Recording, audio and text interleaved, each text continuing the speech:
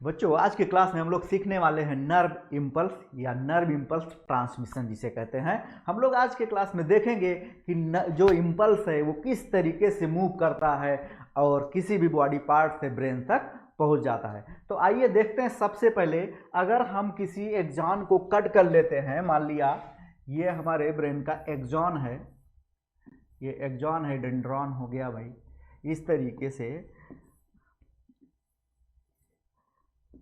ये आप देख सकते हैं कुछ इस तरीके से बना हुआ है। हम लोग क्या करते हैं, इतने को एक्सॉन को कट करके जब देखते हैं तो हमें सबसे पहले जो दिख रहा है वो रेस्टिंग मेम्ब्रेन दिख रहा है। कौन सा मेम्ब्रेन दिख रहा है भाई? तो बोलोगे रेस्टिंग मेम्ब्रेन दिख रहा है। और वो भी रेस्टिंग मेम्ब्रेन कैसे?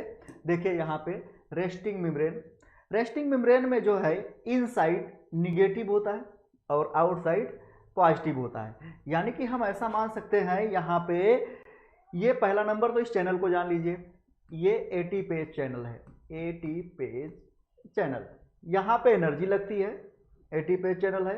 यहाँ पे 3 सोडियम बाहर जाते हैं और 2 पोटेशियम जो है ये अंदर की तरफ आते हैं।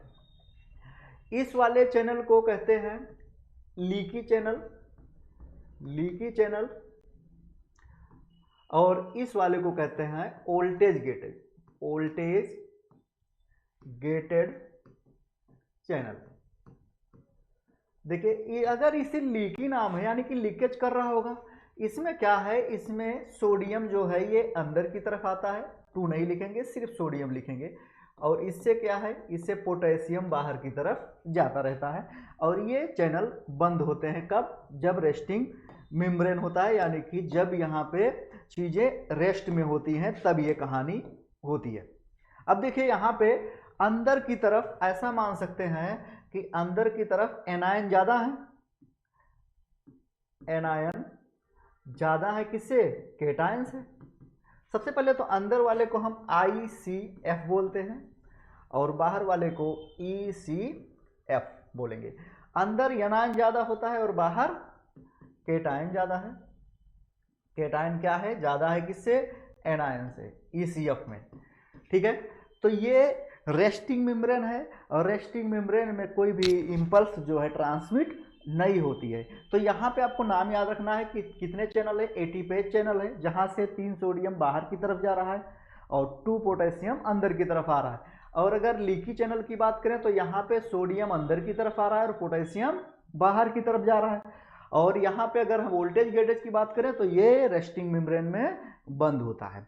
ठीक है, अब यहाँ पे कोई इम्पल्स आया तो इम्पल्स जब आएगा यहाँ पे तो कुछ इसकी स्थिति चेंज होगी, वो चीज हम आगे देखते हैं। बस पहले ये हमें सीखना है कि जो ये रेस्टिंग मेम्ब्रेन है, जब इसे हम देखेंगे तो हमें कुछ ऐसा इस तरीके से दिखाई पड़ेगा कि उसमें 80 पेज लगा हुआ है जो कि सोडियम को पकड़ पकड़ के बाहर फेंक रहा है, पोटेशियम को अंदर डाल रहा है। अगर ये बाहर ना फेंके और सोडियम यहाँ लीक हो रहा है तो सोडियम ज्यादा हो जाएगा।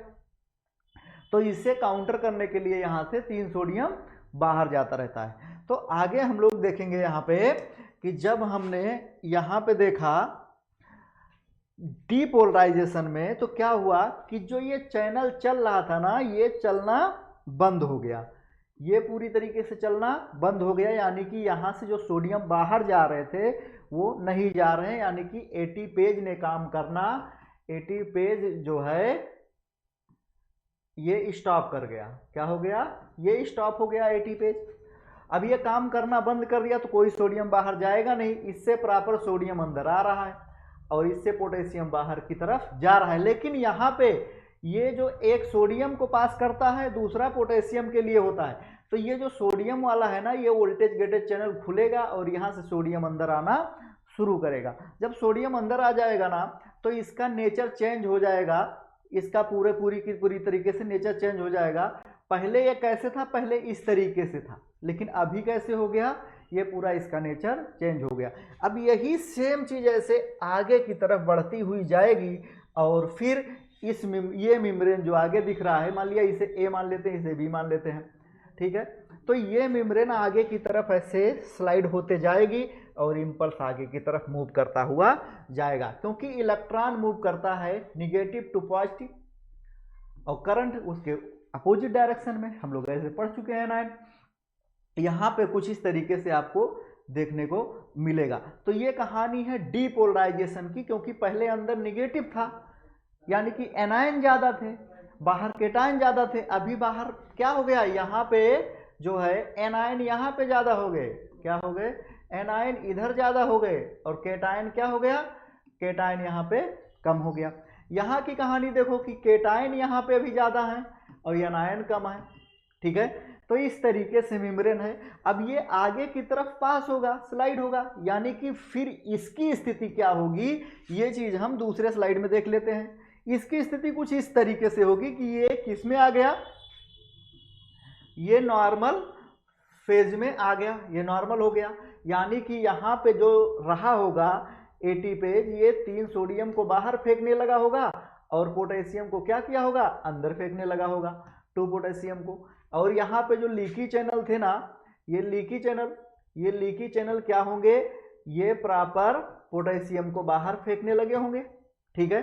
क्या करने लगे होंगे, पोटेशियम के लिए ओपन हो जाता है, लेकिन पोटेशियम के लिए ये कुछ समय तक ओपन रहता है, कुछ समय तक ओपन रहता है, जिसकी वजह से ये हाइपर पोलराइजेशन में चला जाता है, हाइपर पोलराइजेशन में चला जाता है।